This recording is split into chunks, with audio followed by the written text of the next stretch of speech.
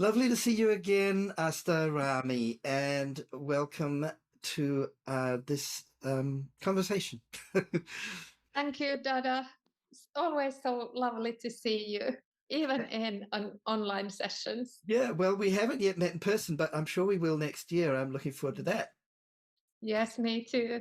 Asta is in Finland, and I guess maybe you should tell us a little bit about your background. Of course, what connected us was our dear friend Didi Anandamarga, who's a colleague and friend of mine who works in Finland. She's a meditation teacher like me, and she introduced me to Asta because we have a common interest and fascination with intuition and creativity. So tell us about what that all means to you. Okay. I have always been interested in creativity. When I was a child, I was drawing a lot. I loved drawing. I hated all sorts of reading.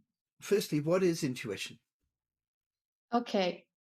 I made my PhD on intuition since I was teaching several years in Aalto University, which is a school of art and design where people study graphic design and film and television studies and fashion design and ceramics and so forth.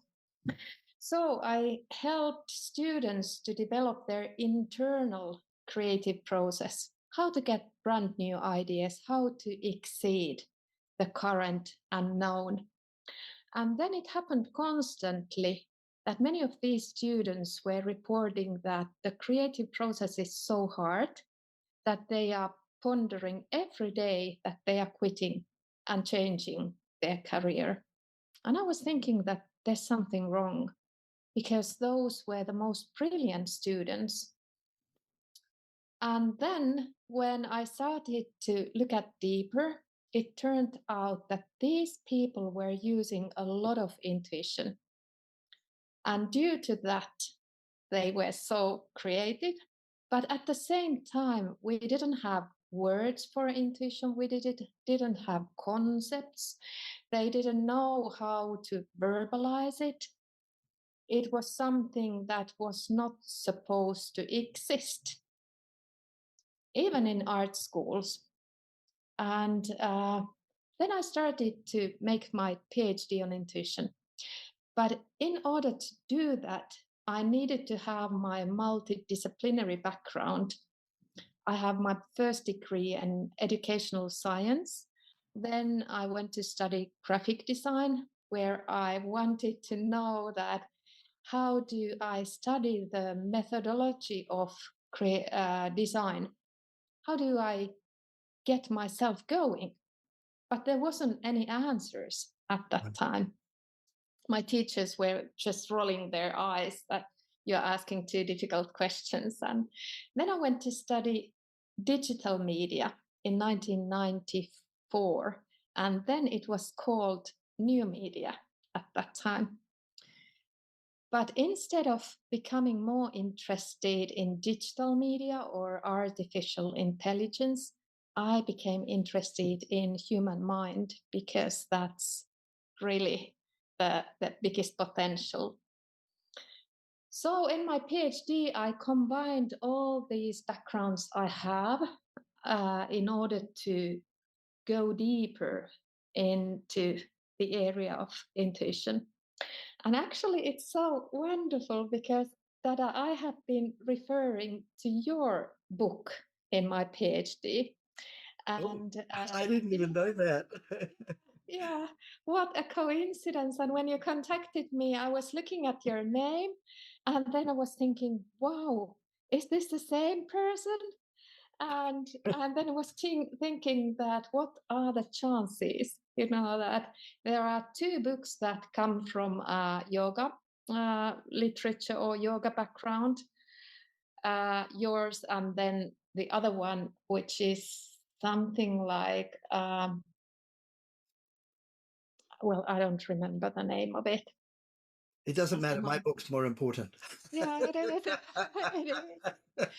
I just want to echo something you said about how your experience in design school, and even prior to that, was that when you tried to talk about creativity and intuition, people basically didn't know how to talk about it, and it wasn't, there wasn't any process taught, even in art school, of how to tap into creativity, which is kind of shocking to me. But it reminded me of when I gave a talk at I live in Silicon Valley and I teach a lot at technology companies, and there are a lot of creative people there for sure. They're inventing amazing things. But I gave a talk to a big group at NVIDIA, which is one of the most innovative companies. And I asked them, I said, how many of you have postgraduate degrees? And all of them did, of course, right? These are like some of the most highly educated people in the room. So they all got MBAs and PhDs, everything like that. And I said, well, in all those years of education, were any of you taught how to think creatively and how to tap into your inner creative place, source? And not one of them. And there were 80 people in the room. Not one of them said yes, and even I was surprised. So I completely agree. I think it's something hugely important and really missing from our education system. I totally agree. And these people are extremely intuitive, extremely creative. But I think the problem is that in Western science, if we are looking at psychology, cognitive psychology, neuroscience, psychology, medicine, we don't have a concept for mental dimensions. I have been describing it like all of us are like block of flats, but we are only allowed to talk about those two first floors, like your conscious mind and then imagination. And then everything else is excluded, and we don't even have words for those. And that was the reason I needed to refer to your book, because then I can show that, okay, in yoga science or in Eastern traditions, they are having these kind of concepts, how they come closer to these human dimensions. And I have been calling it like a crime against humanity. Well, yeah, I think what it is, because it doesn't just, exclude some parts of you, or you can't benefit some parts of yourself. It's cutting your wings. It's preventing you to fulfill your life task. It creates unhappiness. It's really a vast issue to be cut off.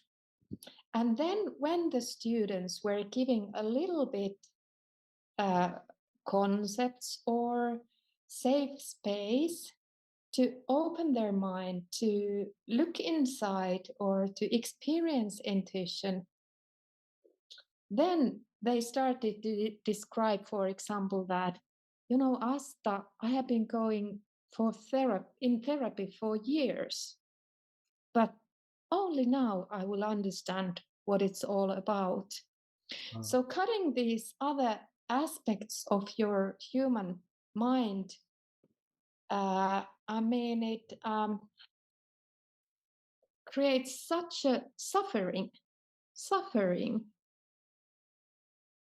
And that's why the students were reporting that, this is so hard.